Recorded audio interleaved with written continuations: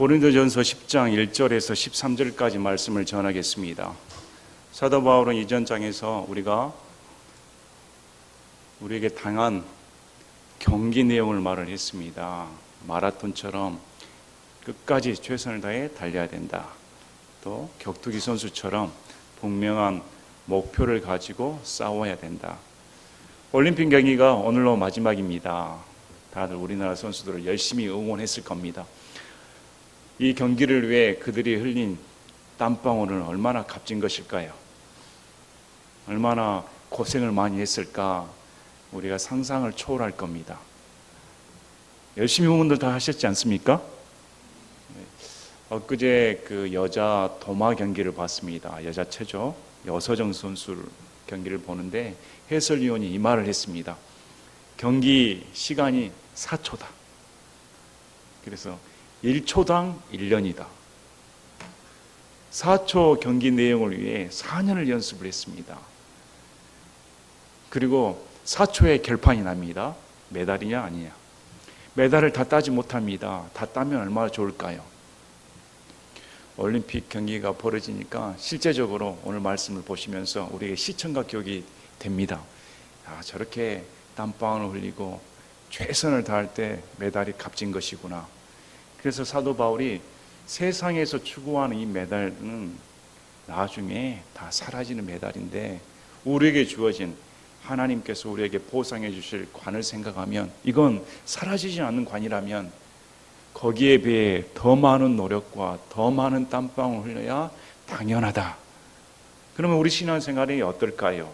그래서 사도 바울은 본인도 최선을 다하면서 내가 버림받을까 두렵다 이렇게 말을 합니다. 여기서 버림받는다는 말은 구원이 취소된다는 말이 아닙니다. 상급을 놓칠까 두렵다. 경주에 뛰면 경기 선수의 자격을 받으면 메달을 따야 됩니다. 골인 지점까지 최선을 다해 달려들어가 상을 받아야 됩니다. 그게 목표입니다. 그러나 그 목표를 상실해 버린다면 어떨까요? 그래서 우리 신앙생활을 살펴보면 우리가 만약에 올림픽 경기에 지금 저와 여러분이 나선다면 메달 딸 수 있습니까? 그런데 이런 자세로 우리가 지금 신앙생활을 경기하고 있다면 메달 딸 수 있을까요? 구원은 은혜로 받습니다. 하나님께서 주신 선물입니다. 그러나 보상은 우리의 노력에 달려 있습니다. 상급과 구원은 다릅니다. 하나님께서 주신 상급은 저절로 이루어지지 않습니다. 어떤 분들은 신앙생활이 저절로 되는 줄 착각하고 있습니다. 그냥 하나님께서 다 알아주시겠지, 천국까지 다 모셔다 주겠지 착각합니다. 한 번 구원은 영원하다. 불변의 진리입니다. 요즘 사람들이 한 번 구원은 영원한데 그러니까 그런 구원의 교리 때문에 사람들이 저 모양이다. 구원을 잃는다고 가르쳐야 더 열심히 하고 노력을 할 텐데 구원을 잃지 않는다고 말하니까 방종에 빠져 나태해지며 믿는 자로서 도저히 행할 수 없는 일들을 행한다. 이렇게 비난거리가 됩니다.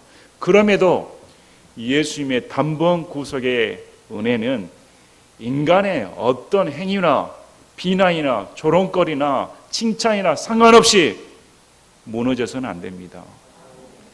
한 번 구원은 영원합니다. 예수님께서 십자가상에서 단 한 번 피를 흘린 사건은 영원한 사건입니다. 그럼에도 왜 우리가 비난을 받는 일이 벌어질까요? 나태해서 그렇습니다. 다 완성됐다고 생각하기 때문에 그렇습니다. 한 번 구원은 영원하지만 오늘 본문 말씀처럼 책임이 따릅니다. 구원에 따른 책임이 우리에게 부과되었습니다. 구원이 전부가 아닙니다. 구원을 받았다면 그 받은 만큼의 대가를 치러야 됩니다. 사람들이 노력 없는 대가를 바랍니다. 땀방울 없는 영광만을 바랍니다. 그러나 성경에서는 땀을 흘린 만큼 예수 그리스도 앞에 조롱거려야 되고 핍박을 받는 만큼 그날의 보상이 크다고 말씀을 합니다. 그래서 저와 여러분이 예수님 앞에 칭찬을 받으려면 이 세상 사는 동안 열심히 핍박받으시기 바랍니다. 열심히 주와 복음을 위해 수고하시길 바랍니다. 열심히 주와 복음을 위해 헌신하시길 바랍니다. 그래야 그날에 주님 앞에 섰을 때 잘했다. 나로 인해 핍박받은 걸 예수님이 다 계산하고 계십니다. 다 아십니다. 그래서 사도 바울이 본문 말씀을 통해서 우리에게 가르쳐 줍니다. 이 고린도 성도들이 그랬습니다. 우리는 구원받았으니까 이제 다 됐다. 안심해도 된다. 제멋대로 살아도 예수님의 피 구속에 은혜 있으니까 무슨 일이 벌어질 것인가. 그래서 그 안에 행음의 사건이 벌어졌습니다. 일반인도 하지 않는 계모와의 음행 사건이 벌어졌습니다. 우상숭배의 음식을 먹냐 안 먹느냐 교만한 사건이 벌어졌습니다. 은사로 해서 이게 마귀의 영인지 성령에 의한 것인지 분별이 안 될 정도로 무분별한 마귀의 역사도 일어났습니다. 교회 내에 온갖 내가 잘났다 너가 잘났다 으시으시 되는 전혀 하나님의 성품을 찾아볼 수 없는, 믿는 사람이 저럴 수 있을까, 그러한 일들이 교회 내에 벌어졌습니다. 이래서 바울이 따끔하게 말을 해줬습니다. 나도 경계에 최선을 다하지만 상급을 받을까 두려워하여 내 몸을 철저히 억제시켜 복종시킨다. 너희도 그렇게 해야 된다. 이렇게 가르쳐 줍니다. 그리고 나서 만약에 이렇게 하지 않았을 경우에 어떤 일이 벌어지는가. 구약의 예를 들어 전부 다 5가지 죄악을 가르치는데 이 5가지 죄악을 범한 구약의 성도들이 구원받은 사람들입니다. 출애굽한 이후로 이 사람들은 구원받은 사람임에도 불구하고 광야 땅에서 다 멸망당했습니다. 이 멸망당한 사건을 우리에게 접목을 시켜서 우리도 동일합니다. 예수를 믿으니까 더 이상 심판이 없다고 착각하면 안 됩니다. 이 세상에서 심판을 받습니다. 제대로 신앙생활을 하지 아니하면 예수 그리스도 앞에 먹칠한 예수님의 자녀가 아닌 삶을 산다면 예수님이 죽이십니다. 이것은 성경의 진리입니다. 그래서 오늘 말씀을 보시면서 우리한테 어떤 이 말씀이 적용이 될까? 어떤 사람은 구약은 볼 필요 없다 이렇게 생각하는데 오늘 말씀 보시기 바랍니다. 사도 바울이 구약의 예를 들며 고린도 성도들에게 말을 합니다.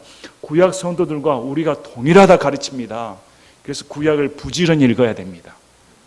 부지런히 읽어 신약 성도들이 보고 이 구약에 우리의 믿음의 사람들이 이런 면에서는 하나님께 칭찬을 받았고 이런 면에서는 하나님 앞에 멸망을 받았구나.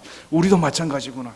내가 이 세상 사는 동안 구원은 받았는데 구원받은 이후의 삶이 지금 현세를 결정을 합니다. 그래서 오늘 말씀을 보시면서 자유는 책임이 따릅니다. 예수님께서 우리에게 자유를 주셨습니다. 놀라운 자유입니다. 죄로부터 자유를 받았습니다.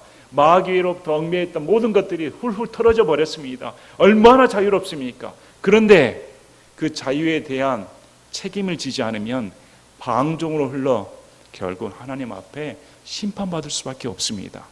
우리가 자유가 얼마나 소중한가에 따라 소중히 다뤄야죠.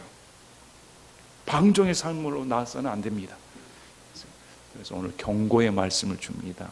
고린도 성도들에게 교만하여 구원을 다 이루었다. 구원이 다 전부이다. 이제 나는 할 것이 없다. 이렇게 오만하게 교만에 빠진 성도들에게 만약 그렇게 행동을 하면 구약의 성도들이 멸망당한 것처럼 너희도 동일하게 멸망받는다. 이렇게 가르쳐 줍니다. 그래서 오늘 말씀을 잘 들어야 됩니다. 그래서 이런 말씀을 들어서 한 번 구원은 영원한 것이 진리인 것처럼 그 진리를 받아들인 우리가 그 영원한 구원이 영원함으로 얼마나 우리에게 소중한가, 값어치가 있는가. 마땅히 세상 것으로 살 수 없는 구원을 받았다면 그 구원에 대한 대가를 치러야지 합니다. 그 자유를 소중히 여겨 남이 봤을 때도 역시 믿는 사람답다. 믿는 사람 행동이 나온다. 예수님 향기가 나온다. 그 교회는 다르다. 그 교회를 봤더니 정말 하나님 믿는 사람이다. 이렇게 칭찬받는 교회가 되기를 원합니다. 그래서 10장 1절에 또한 형제들아 나는 이것을 너희가 모르기를 원치 아니하노니 곧 우리 조상들이 다 구름 아래에 있고 모두 바다를 지나가며, 이제 형제들아 이렇게 부릅니다. 바울이 고린도 성도들에게 형제들아 이렇게 부를 때 고린도 성도들에게는 유대인도 있고 이방인도 있습니다. 그러나 형제들아 부름을 말미암아 이 사람들이 다 구원받은 성도들입니다. 전부 다 세상적으로부터 비난받을 수 있습니다. 죄 가운데 있을 수 있습니다. 예수님의 향기가 안 드러날 수도 있습니다. 그럼에도 지금 사도 바울은 형제들아, 그래서 구원은 전적인 하나님의 은혜입니다. 인간의 눈으로 판단할 수 없습니다. 인간의 눈으로 저 사람 구원받은 사람이다, 못 받은 사람이다, 판단은 불가능합니다. 하나님께서 판단하신 일이죠. 그래서 사도 바울이 형제들아 이렇게 부르면서 너희가 모르기를 원치 않는다, 반드시 알기를 원한다. 그런데 그것이 우리 조상들이 다 구름 아래 있고 모두 바다를 지나가며, 우리 조상이라고 합니다. 이 우리 조상은 누구입니까? 유대인입니다. 구약에 있는 성도들을 지금 우리 조상들 이렇게 말합니다. 우리는 신약 성도와 구약 성도를 구분합니다. 구약 성도는 예수님의 피로 사신 적이 없습니다. 신약 성도들은 예수님의 피로 사신 성도입니다. 그래서 한 번도 구약 성도를 예수님의 신부라 부른 적이 없습니다. 교회는 예수님의 십자가 사건 이후에 성령께서 강림하시는 말미암아 교회가 탄생되었습니다. 구약에는 교회가 존재하지 않습니다. 그럼에도 살펴보시길 바랍니다. 우리 조상들 이렇게 말합니다. 우리 믿음의 조상들입니다. 믿음을 따라 걸었던 사람들이 어떻게 걸었는가? 유대인에게 속할 수도 있지만 우리가 본받아야 할 믿음을 걸었던 사람들입니다. 그래야 우리에게 지금 사도 바울이 제시를 해줍니다. 이 조상들이 어떻게 걸었는가, 어떤 행동을 했는가에 살펴보고 지금 우리를 살펴보라는 겁니다. 다 구름 아래 있고 모두 바다를 지나갔습니다. 홍해 사건을 말합니다. 구름 아래 있고 바다를 지나갔습니다. 모두가 구름과 바다 속에서 모세에게로 침례를 받았다. 그 사람들도 구름과 바다 속에서 모세에게로 침례를 받았다. 여러분, 침례가 무엇을 상징합니까? 지금 침례 사건이 나옵니다. 이들이 지금 신약 성도들처럼 아버지와 아들과 성령님의 이름으로 침례를 받은 사건은 아닙니다. 침례는 물에 잠겨서 나온 사건입니다. 다시 살아났다. 옛 나는 죽었고 장사 지낸 바 되어 부활하였습니다. 이제 완전히 나는 새로운 인생을 삽니다 하는 뜻입니다. 이 이집트 속박 가운데 있었던 이스라엘 백성들은 홍해를 지남으로 말미암아 우리가 흔히 말하는 다시 돌아갈 수 없는 강을 건너버렸습니다. 이젠 더 이상 노예의 삶이 아닙니다. 자유인이 되었습니다. 이전 것을 돌아봐서는 안 됩니다. 새 삶으로 들어갔습니다. 마찬가지로 우리도 예수 그리스도와 함께 침례를 받음으로 말미암아 이제 누구에게 속했습니까? 예수님께 속한 자로서 이전에 나는 죽어버렸습니다. 여러분이 정말 예수님 믿으십니까? 정말 예수님께 속하셨습니까? 이전에 나는 죽어버렸습니다. 이전에 나는 더 이상 내가 아닙니다. 예수님 안에서 새로운 내가 탄생한 겁니다. 그래서 이걸 지금 말을 하는 이유는 신약의 성도들도 마찬가지입니다. 구약의 성도들도 마찬가지였다. 여기서 모세에게로 침례를 받았다. 이 말은 침례를 준 자에게 속했다는 말입니다. 모세에게로 침례를 줬단 말은 모세에게 속한 자가 되었다. 율법 아래 놓인 자들이었습니다. 모세의 지휘하에 모세에 속한 자가 되었다. 우리는 누구에 속했다고 방금 말씀드렸습니까? 예수님께 속했습니다. 그래서 지금 말을 해주는데 이렇게 말합니다. 모두와 같은 영적 음식을 먹으며, 이 이집트에서 탈출한 이스라엘 백성들이 영적 음식을 먹었다 이렇게 말합니다. 이 영적 음식이 무엇입니까? 그들은 실제적으로 영적 음식이 아닌 진짜 음식을 먹었습니다. 그게 바로 만나입니다. 이스라엘 백성들이 배고파 죽겠다고 불평을 하니까 하나님께서 만나를 주셨습니다. 이 만나는 천사들이 먹는 음식입니다. 이 만나를 제공해 주었습니다. 그런데 지금 사도 바울은 이걸 영적 음식이다 이렇게 말을 합니다.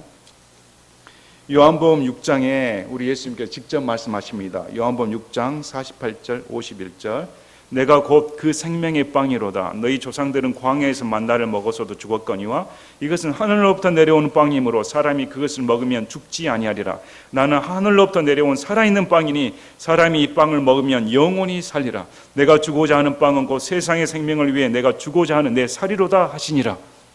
지금 만나를 가리켜 우리 예수님께서, 그 만나는 누구를 예표합니까?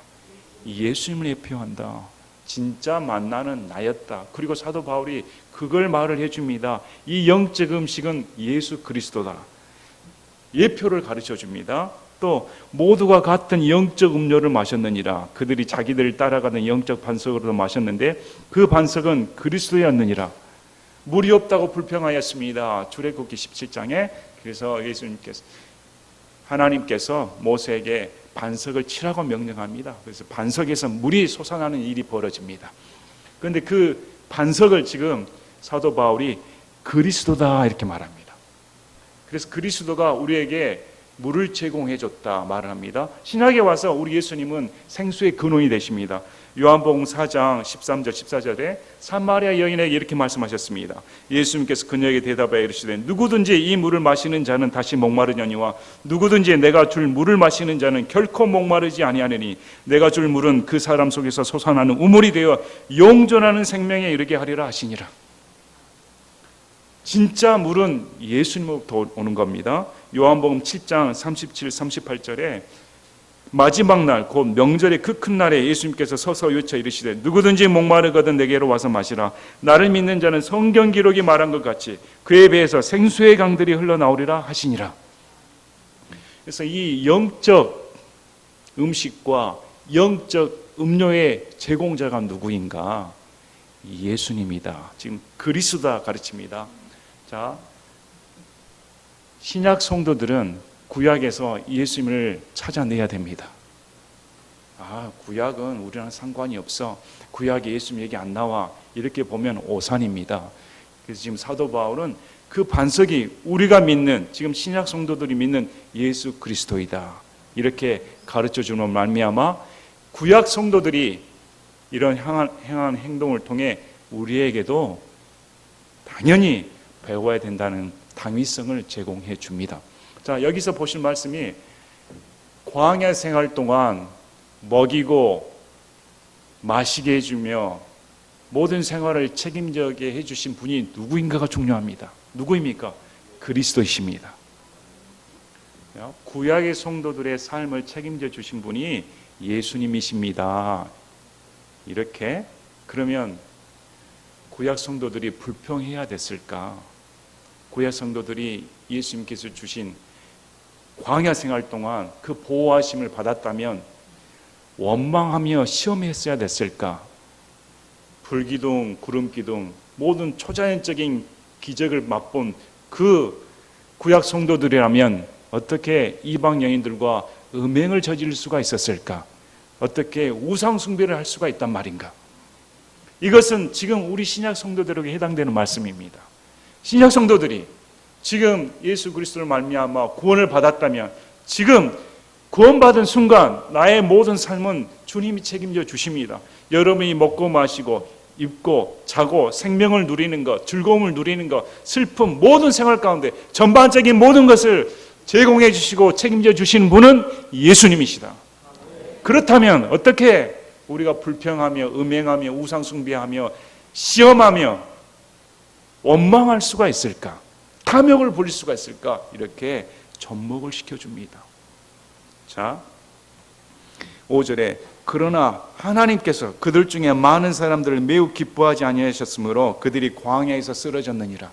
민수기 13장에 가나안 땅으로 정탐꾼을 보냅니다. 그러나 여호수아 갈렙을 제외하고 나머지 사람들이 불평하고 원망하며 이제 우리는 가나안 거인 족속들에 의해 죽게 되었다. 이 말을 듣고 온 백성들이 통곡합니다. 우리를 죽이려고 지금 하나님께서 가나안 땅에 들어가게 하는구나. 원망합니다. 이럴 때 민수기 14장에 하나님께서 심판하십니다. 원망했던 것들 또 들었던 너희 모두 너희 자녀를 제외하고는 40년 동안 다 시체로 쓰러뜨려 버리겠다. 맹세하고 말하노니. 그래서 가나안 땅에 입성한 사람은 두 사람밖에 없었습니다. 여호수아 갈렙을 제외하고 다 쓰러져 버렸습니다. 여기서 가나안 땅은 보상을 의미합니다. 상급을 의미합니다. 그리고 광야 생활은 우리의 신앙생활과 동일합니다. 이럴 때 다수를 기뻐하지 않으셨다. 이들의 신앙생활을 하나님께서 보시고 기뻐하지 않으셨다. 구원시켜 주셨는데, 출애굽시켜 주셨는데 이들의 신앙생활이 엉망이었습니다. 자, 6절에 이제 이런 일들이 우리의 본보기가 되었으니, 자, 모세에게로 침례를 받았습니다. 영적 음식을 먹었습니다. 영적 음료를 마셨습니다. 하나님은 놀라운 기적을 체험했습니다. 그런데 시험을 참지 못하고 다 광야에서 시체로 쓰러져 버렸습니다. 불과 두 사람만 가나안 땅에 들어갔는데 이 일이 지금 바울이 신약 성도들에게 본보기가 되었다. 본보기가 되었다고 말합니다. 자, 어떤 점에서 이들이 넘어졌는가? 자, 5가지가 나옵니다. 제일 먼저 탐심입니다. 이것은 그들이 탐한 것 같이 우리도 악한 것들을 탐하지 아니하게 하려 함이라. 본보기로 주셨습니다. 그래서 우리가 그들이 어떤 점에서 걸려 넘어졌으며 쓰러졌는 것을 배워서 우리는 저렇게 행동하지 않아야겠다. 그래서 지금 맨 첫 번째가 탐심입니다. 민수기 11장 4절, 5절, 6절에 그들 가운데 섞여 사는 무리가 탐욕에 빠지며 이스라엘 자손도 다시 울며 이르되 누가 우리에게 고기를 주어 먹게 할까? 우리가 이집트에서 마음대로 먹던 물고기와 오이와 수박과 부추와 양파와 마늘을 우리가 기억하거니와 이제는 우리의 혼이 메마르고 이 만나 외에는 우리 눈앞에 아무것도 없도다 하니 배가 고프다 하니까 하나님께서 만나를 주셨습니다. 그런데 만나로 만족하지 못하겠습니다. 고기는 씹어야 맛이지 고기를 먹어야겠습니다. 이집트 땅에서는 그래도 고기를 먹었는데 광야 땅에 오니까 고기는 눈 씻고 찾아볼 수가 없습니다. 탐욕이 생겼습니다. 그때가 더 좋았지. 구원받은 은혜, 노예에서 속박된 은혜는 싹 사라져버리고 마음 가운데 내 육체의 탐욕, 유욕이 더 심해서 하나님을 대적하는 역사가 일어났습니다. 예수님 믿는 사람도 탐심이 생기는 경우를 많이 봅니다. 우리는 출애굽한 성도들입니다. 여러분, 우리는 마귀의 속박으로부터 출애굽해버렸습니다. 더 이상 노예가 아닙니다. 그런데 어떻게 이전 생활을 동경할 수가 있습니까? 어떻게 안 믿는 사람을 부러워할 수가 있습니까? 안 믿는 사람이 빌딩을 몇 채 가졌다. 안 믿는 사람이 이번에 취직을 떵떵거리고 했다. 안 믿는 사람이 복권에 당첨했다. 안 믿는 사람은 잘만 건강하게 살더라. 어떻게 그럴 수가 있을까? 예수님께서 우리에게 베풀어 주신 구원의 은혜가 그것밖에 안 되는가? 우리가 구원받은 은혜가 고작 빌딩, 돈, 취직 그거와 상대할 수가 있을까? 그런데 그것을 보면 그때가 좋았지. 회개해야 됩니다. 예수님 믿는 사람은 회개해야 됩니다. 어떤 상태에서 우리를 구원시켜 주셨는가? 어떤 상태에서 우리를 예수님께서 출애굽시킨 것처럼 노예 상태에서 우리를 죄의 노예에서 해방시켜 주셨는가? 그랬다면 이전 생활은 아예 버리고 어딜 바라보고 살아야 됩니까? 천국입니다. 저와 여러분 이 세상 사람이 아닙니다. 여러분 저와 여러분에는 마귀 목록이 없습니다. 마귀 호적은 이 세상 사람들만 다 목록이 있습니다. 거기에 속하면 되겠습니까?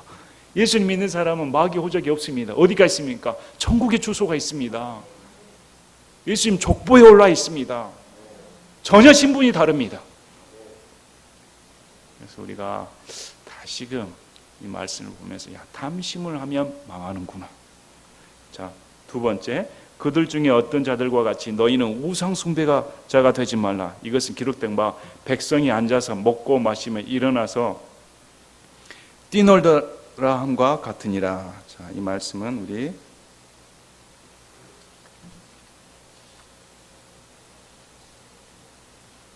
출애굽기 32장 사건입니다.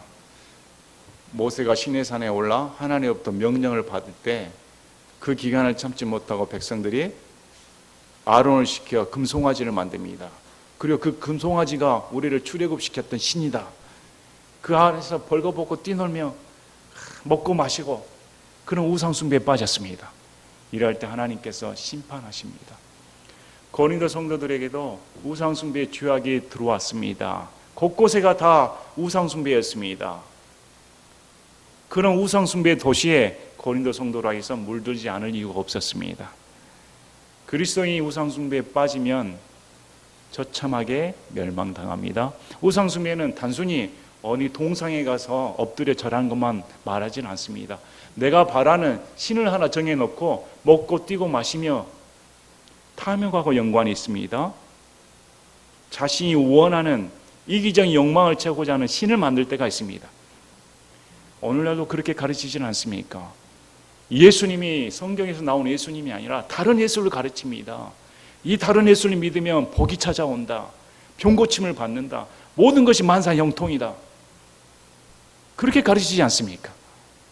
천국은 따놓은 당상이고 이 세상에서도 잘 먹고 잘 사는 것이 하나님의 뜻이다. 우상숭배입니다.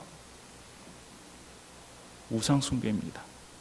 그래서 예수님 외에 다른 것을 쫓는 것은 다 우상숭배입니다.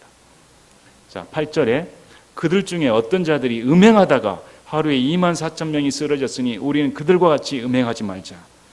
자, 이 말씀은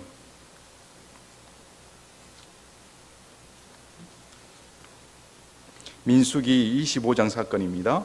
민수기 25장에 이스라엘이 시팀에 머무르며 백성의 모압의 딸들과 행음하기 시작하니라. 그들이 자기 신들에게 희생물을 드릴 때에 백성을 부르매 백성이 먹고 그들의 신들에게 절하니라. 이스라엘이 스스로 바알볼에게 연합하였으므로 주의 분노가 이스라엘 향해 타오르니라. 음행하면서 우상숭배의 죄악에 빠졌습니다. 고린도 지역도 그랬습니다. 아포로디테 신제연에는 1,000명 이상의 여자 창녀들이 있었습니다. 우상숭배하면서 창녀들과의 관계를 갖는 것이 당연시했습니다. 음행이 판을 치고 있었습니다. 오늘날 어떨까요?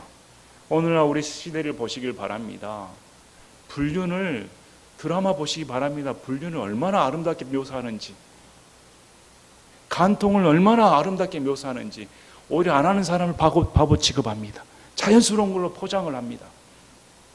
예수님 믿는 사람조차, 교회에서조차 한 번 구원이 영원한 것이니까 뭐 난장판을 벌이는 것도 봤습니다. 어떻게 그런 사람을 구원받았다고 말할 수 있습니까? 어떻게 그런 사람을 믿는 사람이라고 말할 수 있습니까? 음행을 저질렀는데도 심판을 받지 않는 사람이라면 구원받지 못한 사람이라고 알 수 있습니다. 구원받은 사람이라면 음행을 저질렀다, 하나님 앞에 심판받습니다. 구약의 성도들이 음행을 저질러서 하루에 23,000명이 죽임을 당했다. 자, 그 다음에 우리는 그들과 같이 음행하지 말자. 사도 바울이 음행하지 말자 말한 이유가 뭘까요? 있었다는 겁니다. 고린도 지역 성도들에게 우리는 그렇게 해서는 안 된다. 그러면 우리도 죽임을 당한다. 이렇게 말합니다. 또 9절에 또한 그들 중에 어떤 자들이 그리스도를 시험하다가 뱀들에게 멸망을 당하였으니 우리는 그들과 같이 시험하지 말자. 자, 이 9절 사건은 민수기 21장 사건입니다. 민수기 21장 사건이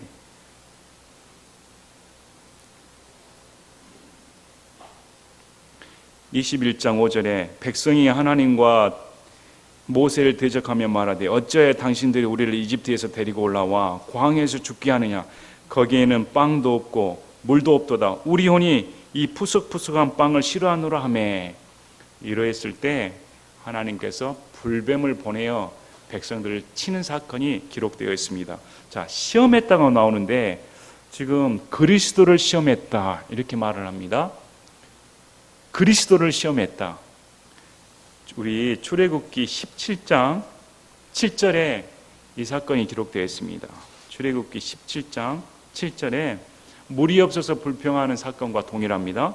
17장 7절에 그가 그곳의 이름을 마사와 무리바라 하였으니 그 까닭은 이스라엘 자손의 다툼 때문이요 또한 그들이 주를 시험하여 이르기를 주께서 우리 가운데 계신가 아니 계신가 하였기 때문이더라. 지금 주를 시험하여 주께서 우리 가운데 계신가 아니 계신가. 그래서 주 여호와 하나님이 누구라고 말씀합니까? 그리스도다. 예수님이십니다. 그래서 구약에 나온 그 주를 시험한 것이 지금 우리 신약 성도들이 믿는 그리스도, 우리를 구원자이신 그 예수님이 바로 구약의 주님과 동일하다. 그랬다면 지금 신약 성도들이 어떻게 신앙생활을 해야 되는가 이렇게 말하면서 자, 시험이 뭐라고 말합니까? 주께서 우리 가운데 계신가 안 계신가? 그들은 홍해 사건을 봤습니다. 10가지 재앙 사건을 봤습니다. 만나 사건을 봤습니다. 놀라운 기적의 역사를 다 체험한 사람들입니다. 그런데도 물이 없으니까 불평하면서 하는 말이, 야, 하나님께서 우리 가운데 우리랑 함께 하신가 아니하신가? 물이 안 나와. 예수님 믿는 사람도 내가 예수를 믿는데 일이 안 풀릴 때, 절망 가운데 있을 때, 내가 뜻대로 안 될 때, 이런 지경에 빠질 때가 있습니다. 과연 하나님께서 나와 함께 하신가? 하나님께서 나와 함께 하신다면 이런 일이 벌어질 수가 있을까? 계신가 안 계신가? 시험할 때가 있습니다. 여러분 그런 적 없으십니까? 만약에 하나님과 나와 함께 하신다면 이런 일은 안 벌어져야지. 이번에 하나님이 나와 함께 하신다면 취직될 거야. 잘 될 거야. 이번에는 길이 열릴 거야. 시험하지 않습니까? 그렇게 우리를 구원하여 주신 그리스도를 시험해서는 안 된다. 만약 시험했으니까 이들이 불뱀 사건을 당합니다. 그래서 그들이 죽임을 당하는 그런 일이 벌어졌다. 우리는 그들과 같이 시험하지 말자. 누구를 시험하지 말자는 말입니까? 예수님을 시험해서는 안 된다.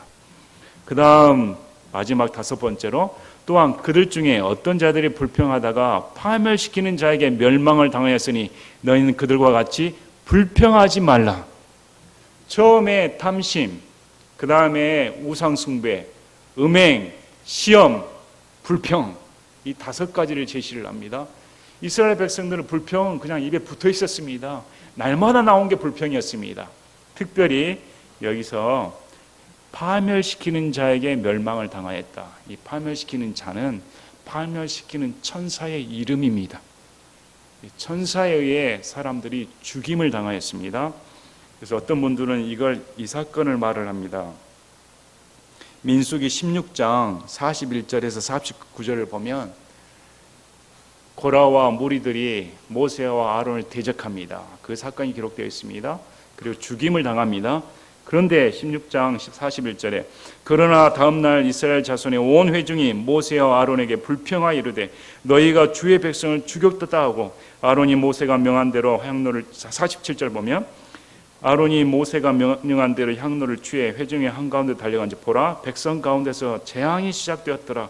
그가 향을 놓고 백성을 위하여 속죄하고 죽은 자들과 산 자들 사이에 서니 재앙이 그치니라. 이제 고라의 일로 죽은 자들 외에 재앙으로 죽은 자가 14,700명이더라. 불평했을 때 죽은 자들의 숫자가 기록되어 있습니다. 예수님 믿는다고 불평 안 할 때가 어디 있습니까? 근데 성경에서는 우리에게 항상 기뻐하라, 쉬지 말고 기도하라, 모든 일에 감사하라. 절대적인 하나님께 대한 신뢰를 가르칩니다. 우리가 믿는 예수님께 절대적으로 신뢰하라고 성경은 가르칩니다. 여러분 불평하지 마시길 바랍니다. 늘 감사하시길 바랍니다. 불평하면 이렇게 생각하십시오. 멸망이 내게 찾아온다. 감사하면 축복이 내게 찾아온다. 그래서 입에 불평하는 것은 하나님께 대한 불신입니다. 모든 것을 다 맡겨버려야지. 예수님 믿는 순간 영원한 생명이 내 안에 들어왔으므로 이제 이 생명은 내 것이 아닙니다. 예수님의 생명이 내 안에 들어와 나는 예수님 것입니다. 내가 할 수 있는 것은 늘 감사해야 됩니다. 여러분 예수님의 십자가 사건 생각하면 감사하지 않습니까? 어떻게 2000년 전에 지금 나를 위해 피 흘리고 죽으실 수가 있을까? 어떻게 나를 천국 백성 삼기 위해, 예수님의 신부 삼기 위해, 나를 초청하기 위해 피를 흘릴 수가 있을까? 목숨을 내놓으실 수가 있을까? 어떻게 그 사랑을 생각한다면 내가 이 작은 일로 나의 육신적인 것 때문에 불평할 수가 있을까? 불평은 입에서 떨어버리기 바랍니다. 늘 감사하시길 바랍니다. 자, 11절에 이제 이 모든 일은 그들에게 본보기로 일어났으며 또 그것들은 세상의 끝을 만난 우리를 훈계하기 위해 기록되었느니라. 이 모든 일은 구약 성도들에게 본보기로 일어났습니다. 그 후에 구약에 있는 이들의 자손들에게 이렇게 신앙생활을 했더니 조상들이 멸망당했다. 본보기를 주었으며 지금 우리에게도 세상 끝을 만나 우리를 훈계하기 위해 하나님께서 사람들을 통해 기록해 놓으셨다. 구약 성경이 중요합니다. 우리 디모데후서 3장 16, 17절 모든 성경 기록은 하나님의 영감으로 주신 것으로 교리와 책망과 바로잡음과 의로 교육하기에 유익하니 이것은 하나님의 사람이 완전하게 되어 모든 선한 일에 철저하게 갖춰지게 하려 함이라. 모든 성경 기록입니다. 바울이 디모데후서를 적을 때 이 성경 기록은 신약이 없습니다. 구약입니다. 구약의 성경 기록이 지금 하나님의 사람으로 교리와 책망과 바로잡음과 의로 교육하기에 유익하다. 또 로마서 14장 4절에 무엇이든지 전에 기록된 것은 우리의 배움을 위하여 기록되었으니 이것은 우리가 성경 기록들이 주는 인내와 위로를 통해 소망을 가지게 하려 함이니라. 그래서 이 성경 기록을 부지런히 읽고 우리 신앙생활의 모범으로 삼아야 됩니다. 자, 오늘 드디어 바라던 킹제임스 성경 마제스티 에디션 버전이 제 손안에 주어졌습니다. 얼마나 감사합니까? 모든 성경 기록입니다. 빠짐이 있으면 안 됩니다. 단 한마디라도 한 글자라도 빠져 있어서는 안 됩니다. 제 인생 가운데 킹제임스 성경을 10년 전에 알게 되고 말씀 중심 신앙으로 돌아섰습니다. 예전에 내가 어떻게 신앙생활을 했는지 그냥 내 감정에 치우쳐서 내 마음이 뜨거우면 신앙생활이지 이렇게 살았는데 예수님께서 직접 내게 계시를 주셔서 킹제임스 성경이 하나님의 말씀이다. 누가 저에게 가르쳐 주질 않았습니다. 킹제임스 성경이 하나님의 말씀이다. 그래서 조롱, 멸시 다 상관없습니다. 내가 만날 그분이 예수님이시니까. 성경 기록이 보존되지 않았다면 어떻게 하나님을 믿을 수가 있습니까? 하나님의 말씀이 하나님인데 어떻게 하나님의 말씀을 믿는다고 하면서 이래도 되고 저래도 되고 이것도 맞고 저것도 맞고 이 성경도 맞고 저것 성경도 맞고 이렇게 신앙생활할 수가 있습니까? 저는 도저히 이해 불가입니다. 하나님이 주신 말씀이 두 가지라는 말은 있을 수 없는 말입니다. 하나님이 주신 말씀이 두 가지라는 말은 하나님이 두 분이다 말과 같습니다. 여러분 그런 하나님 믿습니까? 저는 한 하나님, 삼위일체 하나님, 말씀 하나를 주신 하나님, 보존하신 하나님, 이 하나님을 믿습니다. 그래서 오늘 너무 감사합니다. 정동수 목사님 비롯하여 사랑침례교회 성도분들, 이 성경이 제 손에 주어지기까지 얼마나 피땀을 흘린 우리 믿음의 선배들, 1611년 그 선배들까지 통틀어서 수많은 순교자의 피, 얼룩진, 값진 성경입니다. 1611년 킹제임스 바이블, 인류 역사 최고의 성경, 내 손안에 주어진 최고의 성경이다. 다른 것과 비할 수 없습니다. 우리 성경 중심의 신앙생활 하시길 바랍니다. 성경 중심의 신앙생활, 유의 신앙생활은 다 더럽습니다. 여러분 우리 마음을 살펴보세요. 그렇게 고상하고 인격적이며 내면을 살펴보세요. 다 더럽습니다. 오직 영호라고 불변하며 순수한 금, 순수한 것은 말씀밖에 없습니다. 하나님 말씀 중심의 신앙생활 하시길 바랍니다. 우리 다다음 주 되면 이제 성경이 다 성도들 분 가운데 나누어지면 이제 새 성경으로 예배드리도록 하겠습니다. 얼마나 기쁩니까? 너무너무 감사합니다. 자, 그런즉 스스로 서 있는 줄로 생각하는 자는 넘어지지 않도록 주의할지니라.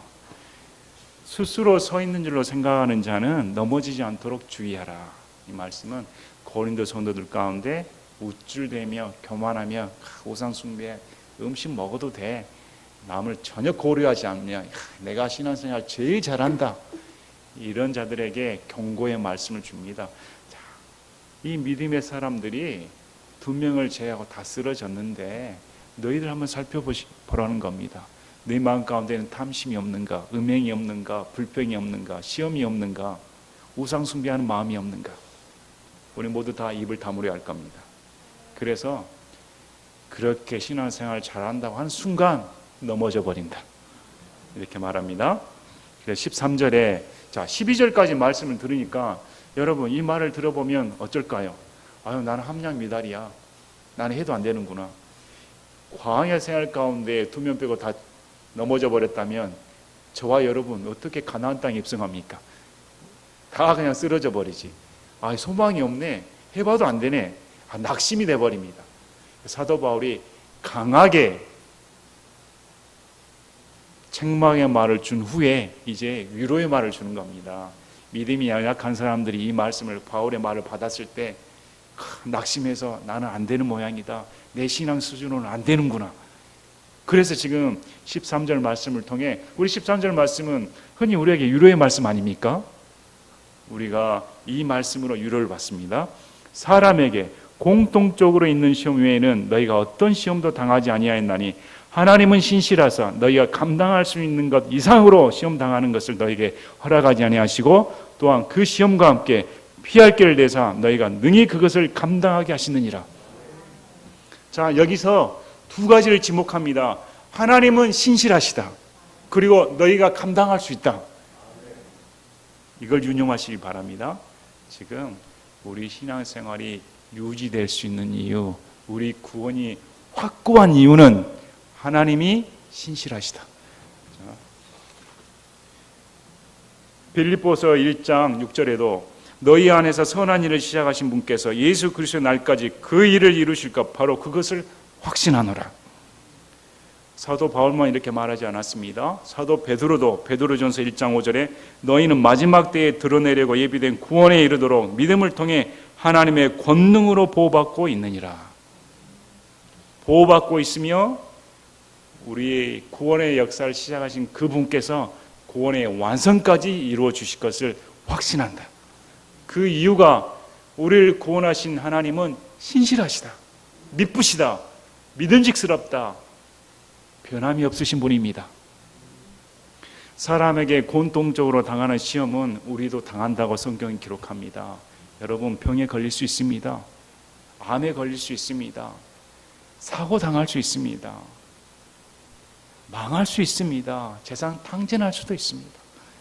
일반 사람들이 당하는 그런 시험들은 우리도 예의가 아닙니다. 그래, 너는 믿는 사람이니까 세상 사람이 당하는 고통을 면해줄게, 이런 일은 없다고 지금 가르칩니다. 사람에게 공통적으로 있는 시험 외에는 너희가 어떤 시험도 당하지 아니하였다. 이 말씀은 공통적으로 당하는 시험은 너희도 당한다.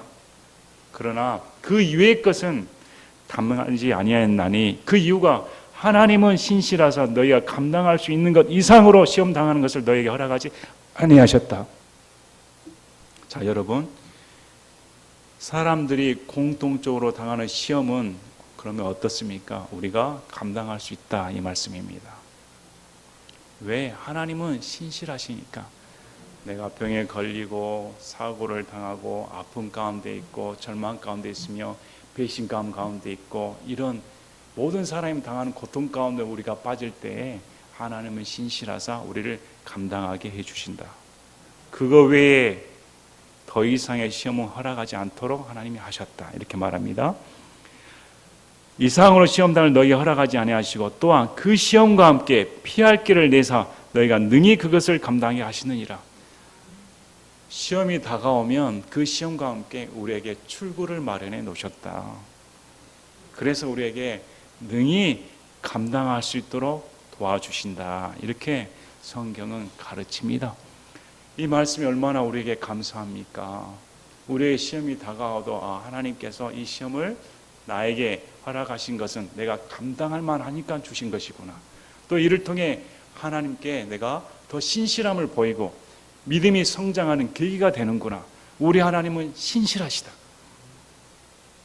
하나님은 우리를 막 책찍질하면서 구경하시는 그런 모진 아버지가 아닙니다.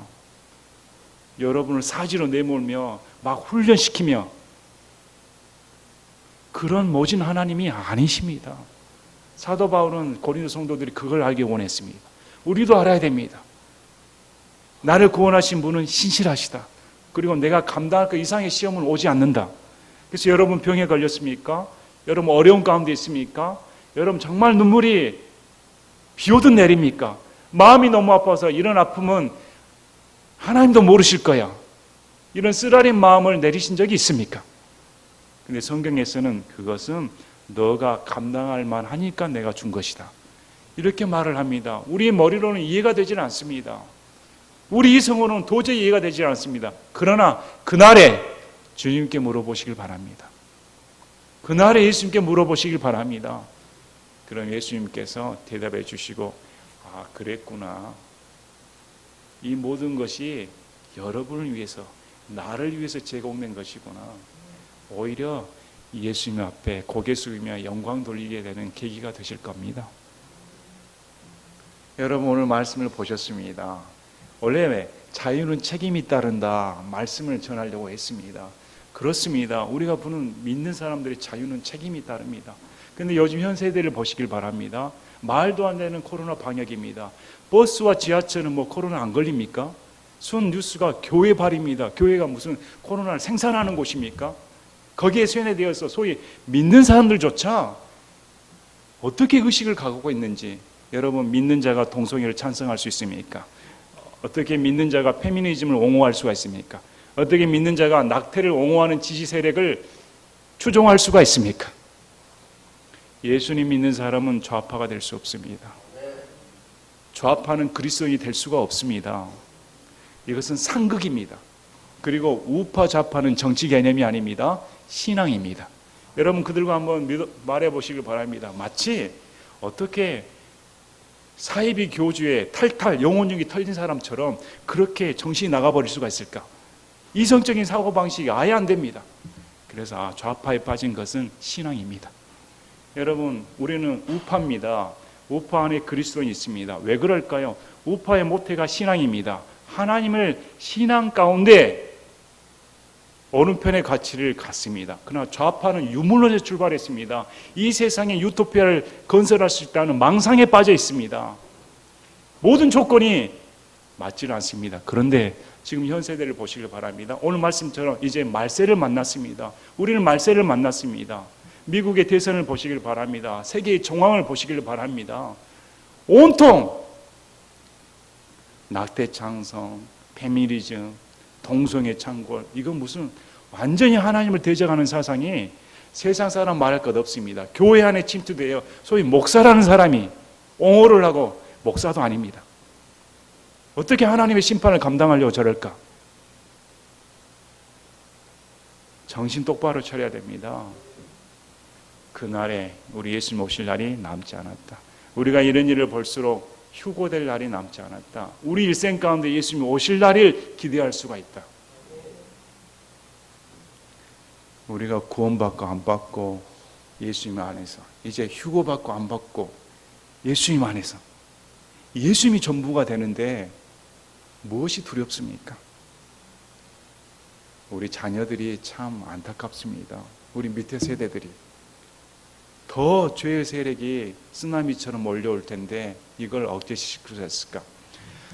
저는 이승만 대통령을 존경하지는 않았습니다. 싫어하지도 않았습니다. 그러나 주워 들은 걸로 이승만 대통령은 독재자, 친일파, 못된 사람 이렇게만 생각을 했습니다. 그러다가 내가 예수님을 믿게 되고 이승만에 대한 연구를 하게 되고 그의 업적을 읽어보고 지금 제 생각은 우리나라 역사상 가장 위대한 인물이다. 이승만 대통령처럼 그런 역할을 한 사람이 없습니다. 이승만 대통령이 없었다면 저와 여러분 지금 아오지 탄광에 몰려 있을 겁니다.